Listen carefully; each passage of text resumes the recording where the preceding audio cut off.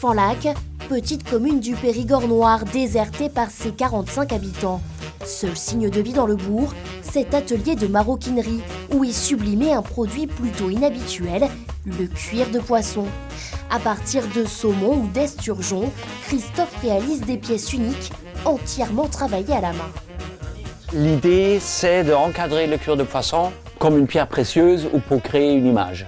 Je ne veux pas utiliser beaucoup de cuir de poisson, je veux que le cuir de poisson a, de la manière comme je travaille, l'air extrêmement noble et précieux.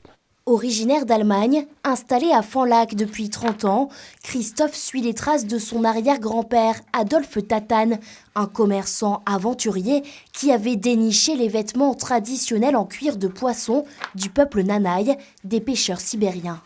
Il voyageait l'hiver sur les rivières gelées avec un traîneau rempli de marchandises et il s'arrêtait chez les différentes tribus qui vivaient le long de la rivière et il faisait du troc avec eux. L'histoire est digne d'un roman, car ces peaux de poisson, Christophe les achète à un tanneur allemand, Anatole Duncan, qui n'est autre qu'un descendant du peuple Nanaï. C'est très important pour moi de venir ici car je n'ai jamais vu un travail aussi fin et minutieux avec le cuir de poisson.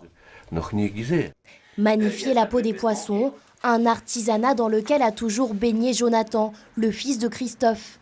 Plus tard, il compte bien reprendre l'atelier familial. Moi j'adore ça, honnêtement, il y a le moyen d'être créatif. Tous les jours on peut se creuser la tête, comme disait mon père, le processus créatif est toujours là, il est toujours actif, que ce soit pour la technique, mais aussi pour la création, etc.